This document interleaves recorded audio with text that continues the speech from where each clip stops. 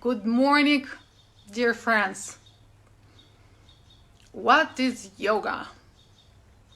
Is it a gymnastics? Maybe it's a religion? Or it's a style of life? To find the answer, I invited a very spiritual person, my yoga teacher, renowned New York yoga teacher, Ahmed Soliman, to find the answer to that. I'm going to connect him and hopefully we'll find the answer. Hi, Ahmed. Hi, how are you? Nice to Very see you. good. Nice to see you too. Let's start. Let's Okay, begin. Thank you so much for very welcome. Thank you accepting. for having me here. This is really nice. Thank you very much. So, tell me, please, a little bit. How did it all started? What is behind your passion for yoga? Oh, wow. How did it start with me? Um, a, a while back, a long time ago, I actually was involved. So pre-yoga, I was in contact sports. I was a soccer player, and being in physical contact sports and an athlete and being always active is something that's really huge for me. And then I was involved, or I was actually hit by a car, not involved in an accident. I was crossing the street, got hit by a car that completely destroyed my leg. Long story short, I had to do 3 knee surgeries to repair my leg and be able to use it again.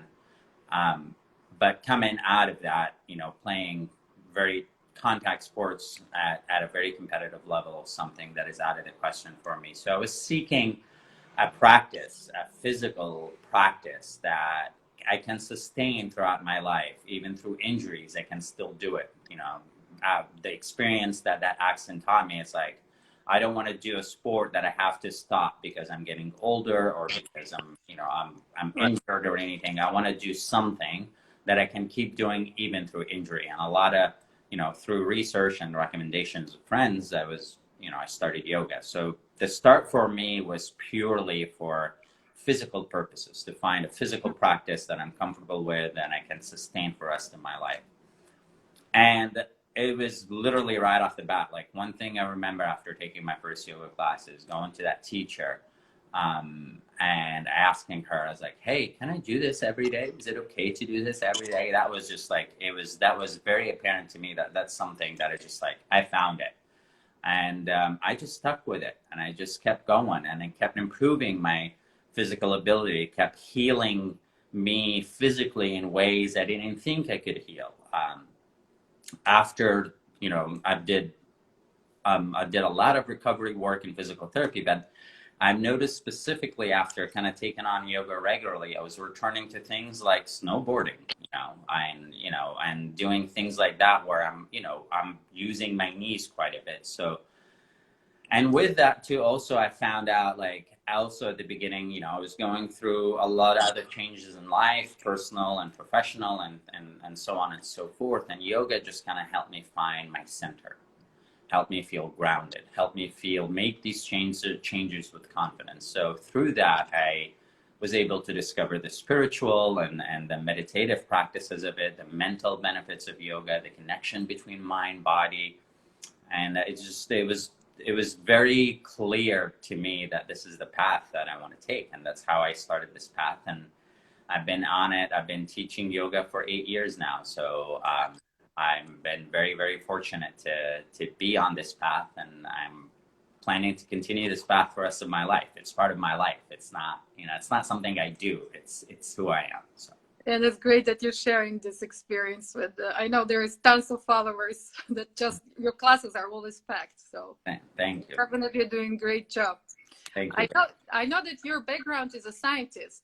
Yes. So knowing how logical you are, you probably learn and study a lot about yoga, not just exercise, but Exactly. Yeah. So so what is yoga? as you mentioned, my profession, my college degree, and my profession, I worked in that profession for about 14, 15 years.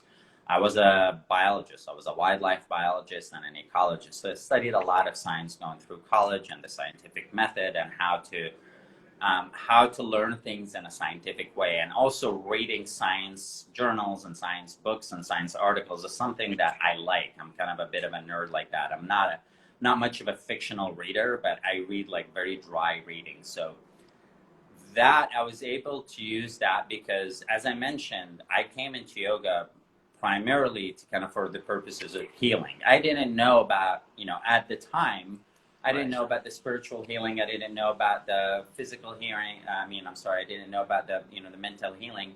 I came into it primarily for the physical healing, but using my background in science, I was able to also connect a lot of these physical actions that we do and the logical process with it to the big picture of what the philosophy is. That the philosophy of yoga is not just something that is super esoteric. That's actually something that science is advancing. Science is showing that these practices of yoga and these ideas that were brought up in the philosophy of yoga, not just yoga, but a lot of these Eastern philosophies. I mean, you can include in there Buddhism, you can include in there, Islam and mystic Islam, the Sufism. You can include in there Taoism. You can include in there, even Judaism. So a lot of these sort of esoteric, mystical ideas that, we kind of in the past dismissed as, I don't know what the acronym I'm looking for, but like, mumbo jumbo. Now science starts to show like, no, wait a minute, look, if we think about it in this way, science can back that up. And I'm able to kind of find that connection because of my background in science. And I believe in science. I grew up as a scientist, and reasoning and logic is very important to me. But what this experience taught me is also I cannot dismiss this philosophical, this esoteric, the things that we talk about, feelings and the unknown and the unseen. These are all things that have value. It's not just what is at hand. Right. So what is behind yoga? What is this connection? Is there like history of yoga? Don't know how it was developing. Sorry, I'm just trying to turn the volume up. Can you repeat that question one more time? Mm-hmm. I was saying that what is the history of yoga? How did it develop? How did it develop? Well, the history of yoga, it's actually, it is being studied at the PhD level right now. So I'm definitely not qualified to talk about the history of yoga, but yoga originated, the common conception or the common argument is yoga originated, some 3,000 around 3,000 BC, before the common era of BCE. And it's like it predates even the Vedic culture. So that's sort of how old this practice is. However, as I mentioned, this is the debate, and there is science looking into that right now, actually studying Sanskrit and studying the language of yoga and the dating and all that. And I'm not up to date to that. So, but something that is that old, if you look at a practice that has survived, like, these thousands and thousands of years, and we may not have statistically, scientifically, or statistical data, but there is a lot of anecdotal data to how this practice has helped us, how this practice has survived, and how this practice is a healing practice. Because that anecdotal data is for over the sample of that anecdotal data, I'm talking more in a scientific way, because of the sample of that anecdotal data is so large, that is 3,000 years. This is not something like, anecdotally we've been noticing for the last 10, 15 years. This is thousands of years. There's got to be value to that. There's got to be value to that. Whether it originated that old or a few years later, or the actual, and then you can get into the arguments. Well, how about the physical practice versus, there's belief that yoga at the beginning, according, Patanjali, for example, his asana practice was just a seated practice. And then after that came Hatha Yoga, which is all the, the asanas that we know today. But the arguments of that, again, that's up for debate right now in the scientific community and the historic and the historic community, I believe. And I'm not well versed to speak to that, but no matter what, the practice that we have today, the lineage that I follow definitely came out of India, as and it is. I believe yoga originated in India myself, whether it's 3,000 years ago or sooner than that. 10,000, Um, 14,000. yeah, I'm not going to argue on time.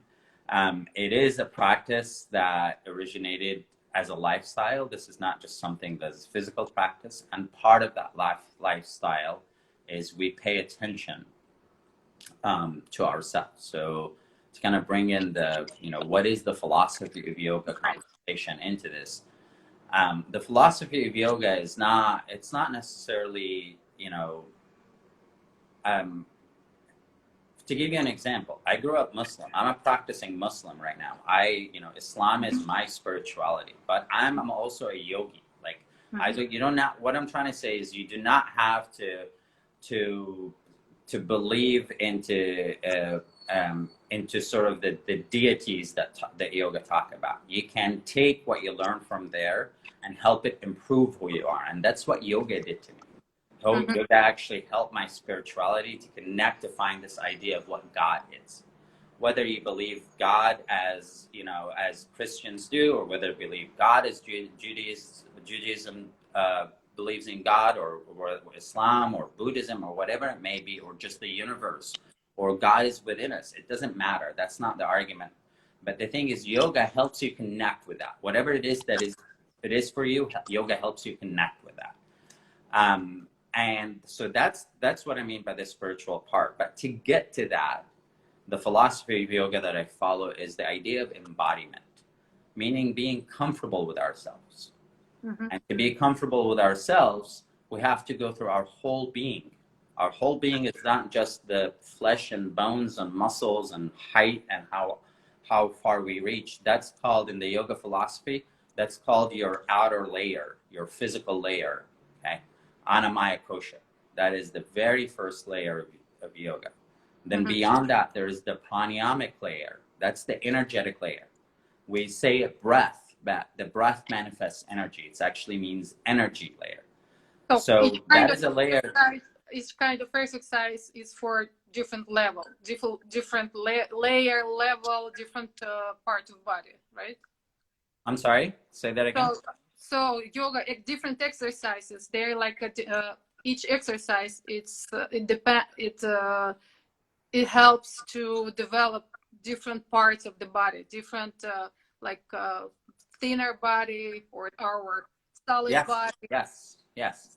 So to give you so I don't ramble on. To give you a quick example, a typical yoga class nowadays. Okay. It's let's take the common class, a vinyasa class, where we move with the breath. Okay. One level, so we have the 5 levels of the body. I said the physical layer. One level, we can take that class as a class of just a physical exercise. Like, I want to move today. I want to feel like I exercise. I want to get a little bit of a sweat. I want to also feel like it's stretched. Wonderful. That's a benefit. That's a benefit to a physical layer. There's nothing wrong with it. You do not have to go beyond that. If that's what satisfies you, great. Okay. But also, if for people that do it over and over, and they keep going back to class, maybe at the end of the week or the end of the month, it feels like, you know what? Today, the body feels great, but it's just, there's something else, like this idea of how I can move on the inhale and move on the exhale, and how I can use my breath to stretch my arms longer. Okay, that's your energetic layer. Now you're finding energy from within to expand a little bit further. Okay, so you'll start to see that benefit. That's what, the repetition of practice will do for you. Then as you continue to do that, so now we got into the second layer, the energetic layer, which is pranamaya kosha. The third layer, manomaya kosha, that's the mental layer. Okay. So as you do this, you continue with practice, maybe month 3, maybe year 3, I don't know, it depends on the person. I'm not saying, I don't want to be quoted by the timeline either. I'm not creating a timeline here, but it is up to you, or it is different from one person to another. as you continue to practice, and now you're settled into the body, like, yes, this movement, this warriors and the warrior one and the triangle and the forward fold, all that stuff is like becoming more like habitual now. Like this is something that kind of you click into it, and you're able to match the breath with that and use the breath to kind of get even more settled into these shapes. You'll start to feel that the mind is becoming clearer because you're so focused on what's happening inside of you. That's the mental layer. The mind is quieter. The mind is not as busy anymore. So now we got into the mental layer. You continue with your practice, and practice changes. You can slow it down. And actually, in my opinion, the more advanced you get into your practice, the slower the practice becomes. I do a practice with I love my teacher, and we do a 2-hour practice, and within the 2-hour practice we can do like total of 6 asanas. Wow. So the advanced practice is not how much you can do, it's how you can be balanced in the asana, how to find that eternal balance within the asana. And you can hold warrior 2 forever. Wow. To find and to do that, you can hold downward dog and find that centeredness in downward dog. That's what yoga is. It's not coming upside down. It's not flipping upside down and standing on your arms or doing the deepest back bend or check me out how much I can twist into this. It is you being comfortable with who you are. Because once the mind clears, we still have 2 more layers. I want to finish them real quick. You got your 4th layer, which is Vijnana Maya Kosha. That's the intellectual layer. That's when you start to, so now with a strong body, a steady breath, a quiet mind, now you have space to start to lay out the path, whether it's your spiritual path, whether it's your connection with, with your beliefs, with your morals, with who you are, your connection with your own heart, okay? I mean, I believe, I said I grew up Muslim, but I believe God resides within the heart. Okay? And I believe in God, and I believe God resides within my heart. And that's when you're able to connect to that layer, to that sort of also unseen, unknown. Like now you start to get into the unknown. Because the 5th layer, which is Anandamaya Kosha, that is the state of bliss. That's when you're like, now you're comfortable with who you are. Am I there? I don't know. Are we there? But I'm working towards that path. So yoga. So it's an ongoing process anyway. Yeah, it is a process. It is a process. It's, I was talking to one of my students, one of my clients, actually yesterday, and I was telling her about the practice that I do with my teacher, and she was just like, "Wow, you're a pupil and a teacher." I'm like, "Yeah, I will never. This is something I will never stop studying, and my studying of it, my practice of it, has a higher priority to me than actually than teaching it. Because if I can't practice, I won't be able to teach.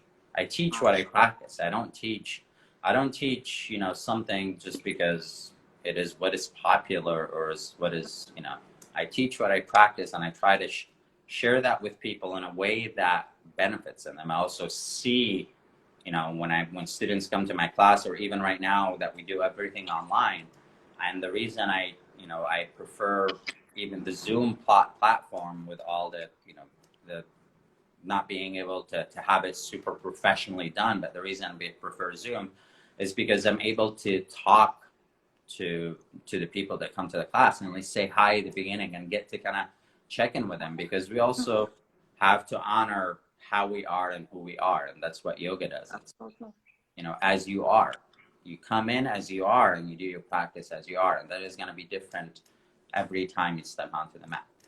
Wow. What kind of yoga exists? Oh, God. I mean, right now, so the further you go back, the less and the less types of yoga there are, okay?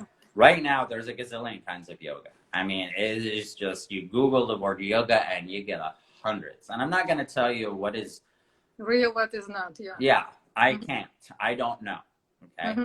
Literally. I know, but I'm also a believer that one of my favorite quotes, and it's actually, I would like to share this with the yoga community. One of the most quoted people in yoga, we all know him as Rumi, right? Right. Okay. Rumi has, well, before I say that, Rumi, his real name is Jalaluddin al-Rumi. He's actually a Muslim Sufi philosopher. And just to show you the connection, how these ancient, you asked me earlier about the ancient traditions, how Right. all these ancient traditions are connected. And happens in modern day, this person, he is the most quoted philosopher in the entire yoga world. You Google Rumi and yoga quotes, and he's all over. Anyways, there, just a little diversion to kind of to share that about Rumi. But he has a quote that says, "Let the beauty be what we love. There are hundreds of ways of kneeling and kissing the ground." So there are hundreds of ways of doing yoga. There's thousands of ways of doing yoga. I found my way. I found the practice, the tradition, the lineage that speaks to me. I work with it. That doesn't mean that this lineage has to be for everyone. That doesn't mean that this is the lineage or this is what yoga is. Okay, some people. How person who just beginning, how they can choose which one to follow, Kundalini or Hatha, how to choose it? It's really a big part of yoga too is also your connection with your teacher.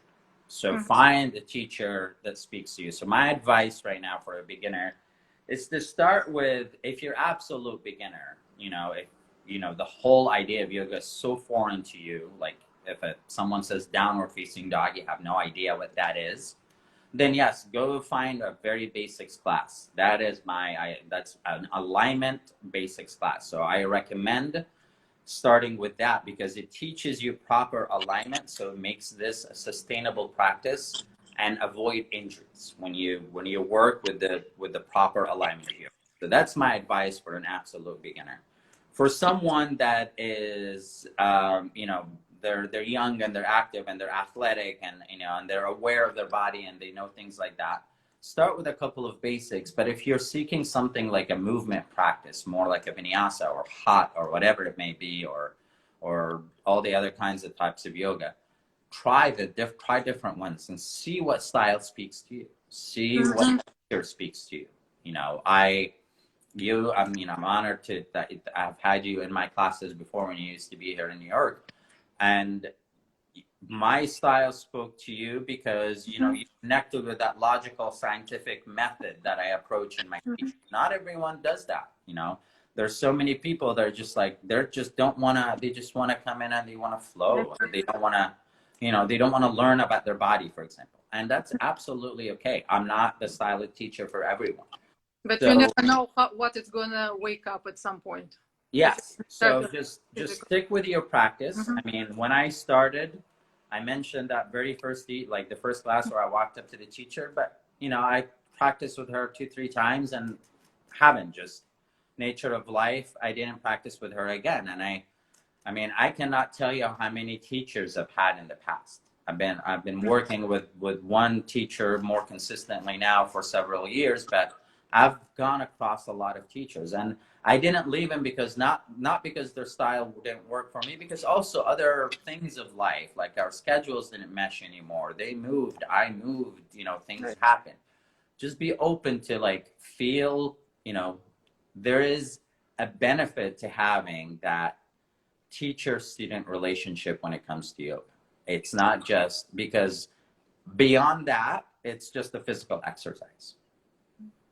But once you find that once you find a connection with a teacher and you feel comfortable and you trust that teacher and you work with that teacher consistently, even if it's once a month, but just having that one regular teacher, that will help you find much, much deeper benefits of this practice beyond just the physical. So. Right. How often is ideal to practice yoga? Okay, so let's say for someone, this is a good question. No, this is a good question. Let's start from someone who's extremely busy. What is the minimum to have effects, and then we'll go to ideal. So I'll share this with you, because I get asked this question a lot. How often do you practice? Do I practice yoga every day? Absolutely. Do I practice asana every day? No. Okay. So the asana practice that we're familiar with, that also that has all kinds of difference. There is restorative, okay? There is active. There is, you know, in between. Some people call it yin, and there is just and there's the practice of meditation. So you practice. I recommend, yes, doing something yogic. I'm gonna say this, yogic on a daily basis. Well, Whether it's what means this, before you go further, what means yogic? yogic.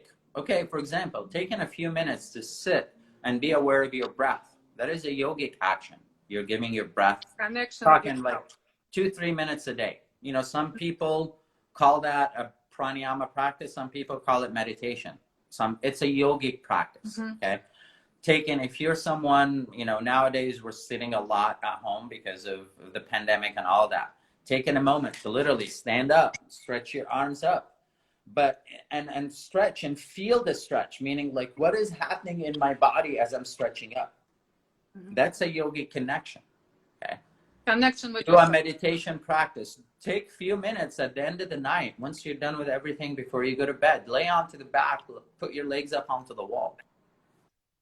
So how much you want to practice, that is going to depend on your schedule. That is going to depend on your ability, how, you know, how exerting or comfortable the practice is. That is from one person to another. But everyone has the ability to do something yogic to themselves Every day. Okay.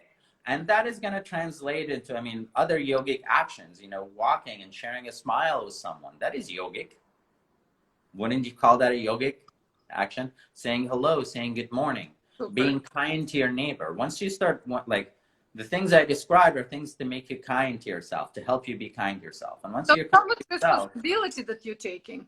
What's that? So it's almost like responsibility that you're taking. Responsibility towards yourself and towards the others. Once you take responsibility of yourself and fulfill this responsibility to yourself, you can fulfill your responsibilities to others. Once you're kind to yourself and attentive to yourself, you can become attentive to others. You can become kind to others. You know, in many traditions in Chinese, so I think this story came from a Chinese tradition, but it could also be I could be wrong, or it could be from other traditions. But there's the story of a man that set out to change the world, and he struggled for years. He was in his 20s. I'm going to say a person to be more politically correct, actually. I don't know if it's a man or it's a woman. It's just it's a story. But there is a person that set out to change the world for many, in his or her 20s, and they couldn't. So they decided they're going to want to change their countries in their 30s. They couldn't. In their 40s, they want to change their family, their town, and they couldn't. In their 50s, wanted to change their family, and they couldn't. In their 60s, she decided to just change him or herself. And she or he did. And once they did that in their 70s, they realized that by changing themselves, they can change their family. Changing the family, change the town, so on and so forth. Yeah. So we got to take yoga. My philosophy, my belief in yoga is the practice of embodiment. It takes you within. It makes you comfortable with who you are, regardless. I mentioned the lineage that I follow many, many times, which is the lineage of Iyengar, BKS Iyengar. And one of his famous quotes are, and I'm going to paraphrase this one, I don't remember the quote exactly, but it's not a comparison.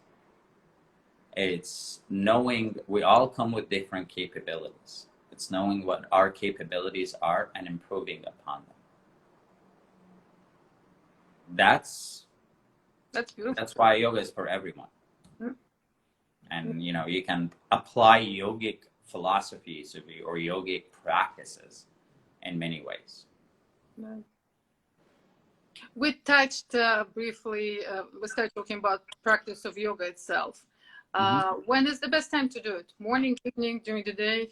Even the exercise itself, if we're talking about... Yeah, if we're talking asana physical practice, part, yeah. I really, again, my recommendation is, so if we're going to speak specifically of asana, which is the physical practice of yoga, my recommendation, if you want to do that daily, or micro-meditation in general, instead of doing it like, take a class once or twice a week with a teacher, but throughout the day, if you're someone in a physical shape that can do a physical practice, throughout the day, do at least 15 minutes, 10 minutes a day, okay? Whether it's morning, afternoon, or night, that really doesn't make a difference. My recommendation is pick one time and stick to it there. So don't do morning one day and then afternoon one day, because it's about being regular and being repetitive. So if you're an evening person, do it in the evening. Great. If you're an afternoon, do it in the afternoon. If you're just a morning person, do it in the morning. I am myself, I'm kind of like, when I want to do a long practice, okay, my long practice is generally, mid-afternoon, like mid-morning, late morning, early afternoon. That's when I'm like, I want to do my long practices and things like that. But sometimes, rather than that, I'm more of a morning person. I'll do a quick 20, 15 minutes. Sometimes it's just, all it is, it's downward facing dog. Like sometimes my morning practice, I'll hold downward facing dog for as long as I can, in different variations. How long can you hold usually? I mean, no, I rather not say, because it's not a measure of how good you are. But just interesting. Because the reason I want to say too is I sometimes use props in downward facing dog to make me hold it longer. So, you know what I mean? So it's about finding that, to me, downward facing dog is very grounding. And it also stretches my back and my legs, something that feels good when I first wake up in the morning. We often wake up, generally the body overnight, when we sleep, the muscles shrink. Mm-hmm. So the body becomes tighter. And that's why when we wake up, like, this just feels great. Okay. So for me, just being in downward facing dog is like, I find these like sweet spots, so sometimes holding it, meaning is like I can keep moving into it, or I can just hold it still. So it's not a measure of how long you can hold it, but I'll do downward facing dog, and then I'll, chill in child's pose. Okay. But in child's pose, I can, there's ways of doing it. I can just let my arms relax on the ground, or I can be in child's pose, but stretch my arms really forward and find a stretch in my shoulders in child's pose. Mm-hmm. So that's what my morning practice is. When I want to do the heart, I want to raise my heart rate kind of practice into it. That's usually like I said, later in the morning, mid-afternoon, on the days I can do that. Mm-hmm. At night, meditation. The other thing that I didn't mention, let's talk about meditation.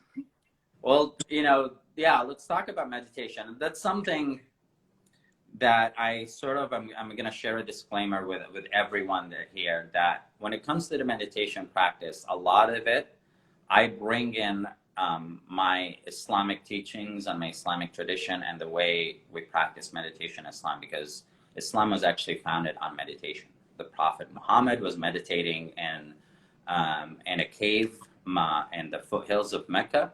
And that's when, according to the Islamic tradition, that's when the angel Gabriel revealed himself. So Muhammad received the revelation through meditation. So the Islamic tradition itself was founded on meditation. So I borrow a lot from that, but I'll be happy to talk about what meditation is, because regardless whether it's Vedic, whether it's Islamic, whether it's Judaic, whether it's Christianic, Buddhism, meditation is meditation. Mm-hmm. Meditation is not turning, I'll tell you real quick what it's not. It's not turning off the mind. It's not doing it kind of like, whoo, I'm Zen now. No, it's not that either, okay? Meditation is a practice. Like, I'm going to go back to the asana practice, for example. I'm going to pick a simple pose, warrior two, okay? Sometimes it can take a person 2-3 times to be able to find that warrior two with the right thigh, with the bent leg parallel to the ground, and the other leg is straight and everything is perfect. It can take a person years. Each body is different. Okay. Same thing with meditation. Meditation is an exercise. It can take people short period of time to be able to connect with it, get it, feel it. It can take people years, because they got to keep practicing, keep training themselves. Meditation is a practice to focus the mind, not to turn it off. Sometimes you use the word quiet the mind. Quieting it means right now in our modern world, our mind is super busy. There's IG, there is my email that I got to reply to, text, my, you know, my friends, my family, if you have kids, my kids, if, you know, things like that. It's just so many things going on. Meditation is to help us to be able to focus on just one thing. So in the practice of meditation, we generally start like in from the Buddhist tradition, we start with focusing on the breath. Why do we choose the breath? It's very simple. Breath is a process within us that we cannot stop, we cannot start. We don't have control. We can regulate it. We can make it longer, shorter, but you cannot, like, you can stop your breath, but really, how long can you hold it without breathing? And then once your breath goes away, you cannot bring it back. Even with people who, like, you know, with medical intervention, if it's gone, it's gone. We have no control over starting it or stopping it. But it's something that is very constant with us as well. So the idea of going into the breath, meaning feel the body as it expands with the inhale, as it quiets down with the exhale. Just focusing on that. And there's a lot of exercises. There's Soham. You can count to the breath for like Samavriti. You can count to a number up and you count to the same number down. There's different breathing practices that we can do that become meditative because it just focuses the mind on the breath. Sometimes we use visual meditation. Some people are very visual. So instead of like letting the mind wander, oh, am I doing this right? Is my mind quiet? Is like, what's happening up here? Like we start to paint a picture, okay? That helps keep, as we're painting that pictures, we're associating, you know, the connection within, you know. So for example, like, you know, likening the movement of the breath with the movement of a wave, for example. So some people, like when they see the wave, they can feel the breath going in and out of them. So that's a way to use visualization. There is, you know, transcendental meditation, which is the idea of also using breath work and using other techniques to get you to transcend to, you know, almost like as if you're going into another place. These are all methods, okay? But what meditation is a practice, again, that helps us get centered. So if you look at the tradition, going back to the philosophy of yoga, the tradition of yoga, there is in the Yoga Sutra, we have the 8 limbs of yoga. Okay, first limb is yama, or the cleansing of oneself. Second limb is niyama, which first limb is getting rid of impurities and cleansing. Second limb is niyama, which is you know, I've been actually studying more that it's more of kind of the going within and being like, and readying yourself for the practice. That's my understanding of niyama right now, but I could be wrong on that. The third one is asana. That's what I'm trying to get to. The third one is your asana practice. So that's the third limb, because once we cleansed ourselves and once we readied ourselves, okay, now we do the physical practice of the arms up and the arms wide and the twists and the back bends and all that to get comfortable in our body. Okay. Fourth limb, pranayama, the energetic practice, which is we do it with the breath. The reason that is after the asana practice, because once we've done the asana practice and we felt our body and we know the edges, now we can sit in it with stillness, so we can just practice the breathing. And then we go on. Meditation comes in number 7. Meditation is the 7th limb. So we do all these practice, so we're able, so after the 4th comes the 5th limb, which is pratyahara, which is the withdrawal of the senses, okay? So now once we focus on the breath, we start to kind of withdraw from our outer senses. We, you know, quiet the vision, we quiet the hearing, we quiet the sense of smell, we quiet the sense of touch, we draw that inwards, okay?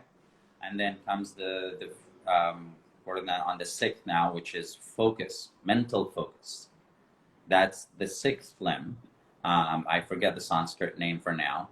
And then the 7th limb, which is meditation. Now, once we You're ready, Well, seriously. yes, we did the physical practice. We connected with the breath. We You drew calm the everything senses inside. in, Yeah. focused the mind. Now comes the practice of meditation, of everything just being quiet. And now you can go deeper within yourself with that quietness Wow. to reach samadhi, the eighth limb state of bliss. So that's, according to the tradition of yoga, that's where meditation That's is. the goal. Does that mean you have to do all that? Like, if you're doing meditation right now, stop meditating because you're not doing these things before? No, that does not mean that. Practice your meditation. But I just wanted to describe my understanding of meditation from the yogic philosophy. I mentioned earlier, I bring in a lot of the Islamic tradition. I do the 5 daily prayers. And if you look at the 5 daily prayers in Islam, if you look at our physical posture, and it's, you can Google it. If you look at our physical posture, it kind of resembles a sun salutation. Absolutely. Absolutely. And then as we do that, we're also going quite slow in it. So we have an opportunity to stand and breathe and slow the breath. The prayer for us in itself, that's the point I'm trying to get to. The prayer itself, those 5 daily prayers, that's a meditation practice. That's a practice that takes us within. Okay. And I mentioned Buddhist tradition, they use the breath to help you connect within. And some Vedic meditation practices, they use Vedic mantras. You keep repeating mantras over and over until you get to that meditative states.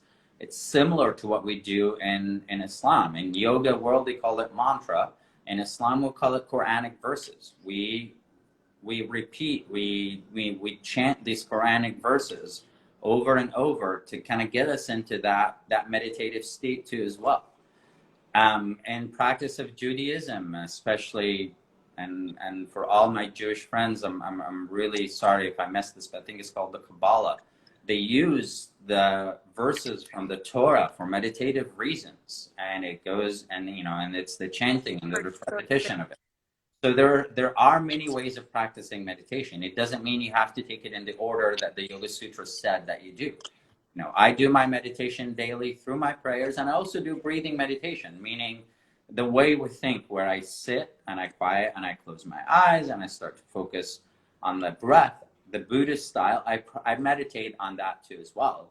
And that's when I want to really sort of think, clear my mind to be able to make a decision or think about something or analyze something. I do that in conjunction of it too as well. But prayer in itself is what I'm trying to say.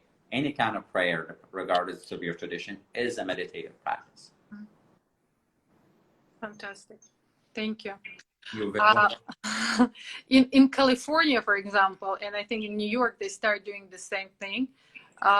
There is a lot of introduction to yoga and meditation in schools for young kids. So I think it's a really great thing to do. But my only concern is that, okay, if it's done by teachers, if it's someone who doesn't have any kind of particular study and that just like making kids do right breathing and just to calm themselves, is there any harm, or everything is perfect? Is there any harm if it's done? No, so there is actually, I'm very pleased to see that a lot of schools right now are bringing in mindfulness, and the people that lead that are trained. Like, you do not have to be like, a yoga teacher that's been doing it for 20 some odd years to be able to teach meditation. And I've seen that because actually I've done a lot of work with middle school, some middle school teachers and some middle school aged kids, and all the way up into high school. I've done a lot of work, and I've introduced the ideas of meditation and work meditation. I've taken them through guided meditation. Excellent. And the concept of mindfulness is just to take a moment. And I love that because I see that a lot in school. It's done by school nurses. It's done by teachers in classrooms. It's done by teachers and counselors and things like that. And I love seeing that in schools where taking a minute, teachers do that at the beginning of class. Take a minute and ask the class to sit and quiet. And maybe, feel your inhale and feel your exhale. Okay, that's Perfect. That's mindfulness. Okay. Mm-hmm. Meditation doesn't have to mean I have to sit there for 20 minutes. You can Right. just do it literally for 60 seconds. Mm-hmm. So that I definitely encourage. This idea of mindfulness with whether you're a teacher, a mother, a father, a brother, a sister, whatever it may be, a friend.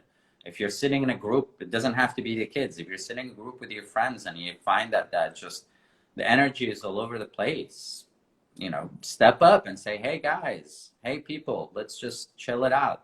Take a breath. Okay, close our eyes. Wow. Feel each Remember inhale. that you're human.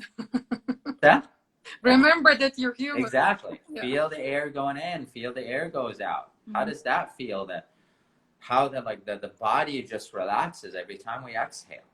One very important thing that I preach in my classes is when you always hear this when you're stressed. You'll tell people, it's like, oh, just take a deep breath in, right? You hear that. You ever hear anyone say, take a deep breath out? No. No. And the exhales are actually way more important in quieting the nervous system than the inhales are. So that's why connection with the breath is important. So when we take a breath in, and then when we exhale and just slow the exhale out. Let the exhale come out slow. Notice. Actually, why don't we all do that right now? Can we do that together? Okay, so we're just going to take a moment of mindfulness. Everyone just sit comfortable if you're with us. And I want you to lay your back, whether you're sitting on a chair, a couch, or whatever. Just, you can support yourself, but be nice and upright. And then just close your eyes. And I'm not going to ask you to breathe in any way. Just breathe normally, as you often do.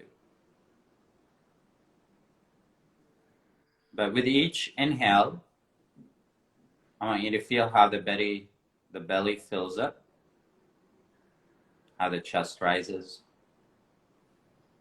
how the shoulders perhaps expand a bit. And with each exhale, feel how the body softens.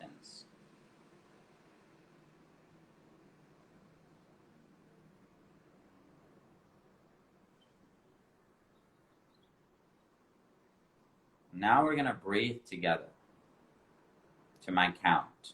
We're going to use the count of 3 for the inhale and the count of 5 for the exhale.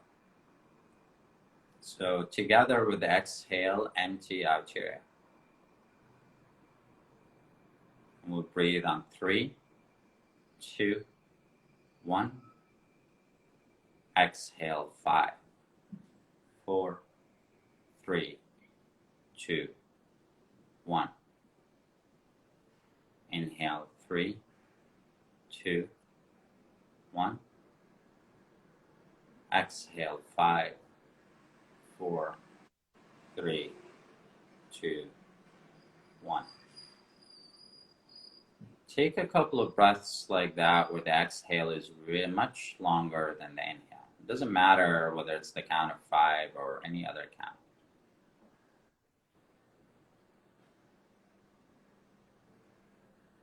With your eyes closed, notice the impact of that on your body, on your mind.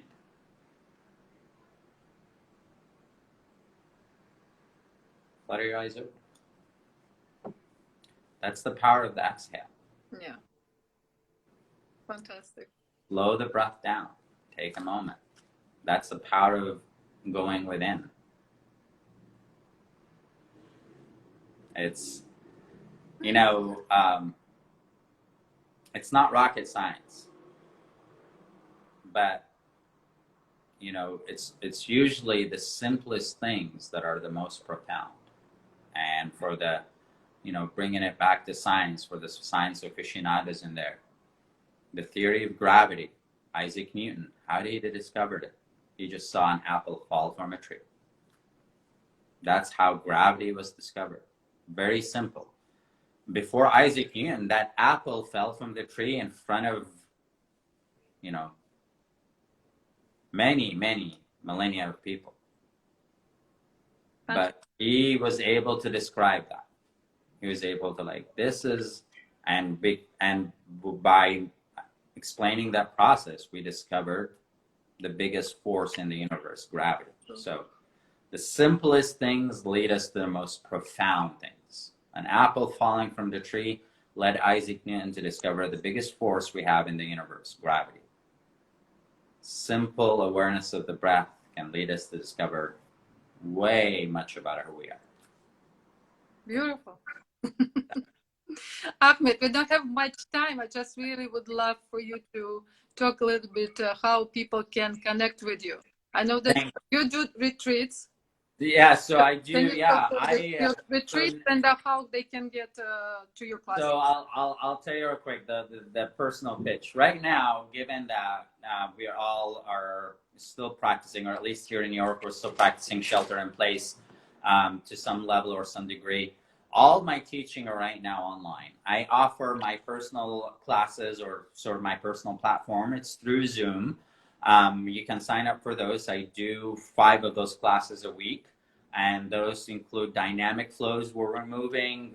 They include alignment foundations. I'm a big alignment teacher. I'm back to my scientific method, so I really dissect down alignment quite a bit. I do alignment foundation, and also I do what I call the yin yang practice, which is a combination of flow and restorative. So it's really, really fun. I offer that online right now. Anyone, no matter where you are in the world, you can always sign up and practice. You're just going to have to match it, because the time I have posted are in Eastern time, New York time.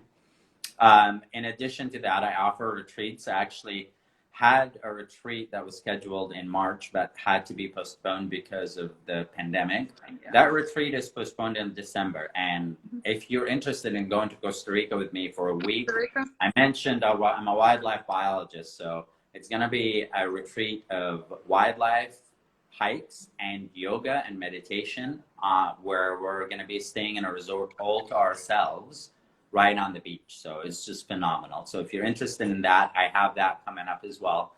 If I'm not mistaken, on Facebook, on your Facebook page and on your Instagram, our viewers can always take a look on the pictures from one of your retreats, right? Yes, yeah. You can see all my past retreats and some of my classes. Also on Instagram, I have some videos of, like, if you're curious about my style of teaching, you can check out some of the videos that I have on there. Follow me definitely on Instagram and Facebook. Also want to put in, like, my my website, which is, if you Google Ahmed Soliman Yoga, that's one way to find me. My website is Yogi Soli. My Instagram handle is Yogi Soli, so it's yogisoli.com. If you go to my profile on Instagram, my website is linked there. On my website, you're gonna find all my online classes and how to sign up for them. You're gonna find all the information on the retreat. The best part, you can also sign up for my newsletter, and I don't send out, I send out newsletter at the most twice a month, maybe once a month. I'm not one of those people who is emailing you every day, so I promise I'm going to respect your time, but sign up for my newsletter to stay updated with my offerings. I'm in the process of recording classes to have on-demand classes. That meaning you can subscribe to them and take them on your own. All that information is on my website. And the best part is, if you email me directly, whether it's DM on Instagram, Facebook, you email me through my website, I promise I'm quite prompt in responding to you. So, and I'll be happy to hear from you.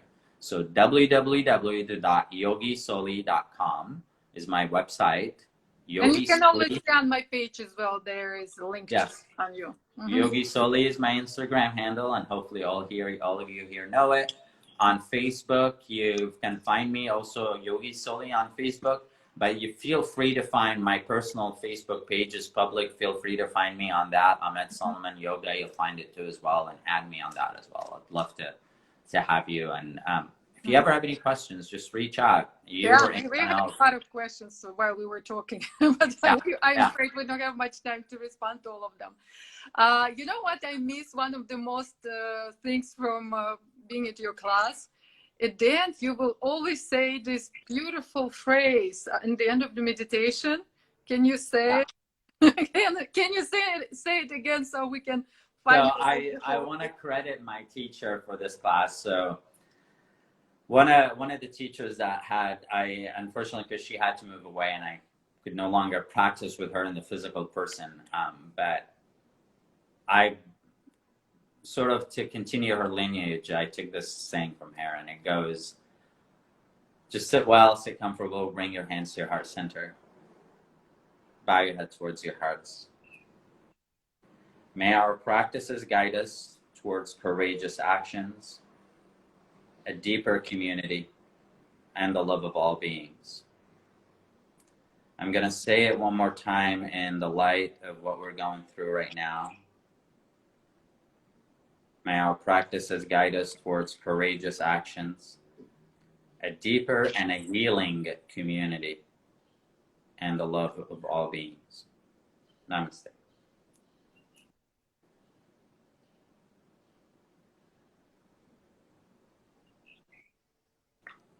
Thank you. Thank you so, Thank so you very, much. very much. This You. was so much fun. At any time, as you can tell, I'm a nerd. I can talk about yoga all day long. No, fantastic. Thank you so much. It was very, very inspirational. Thank you. Have a good day.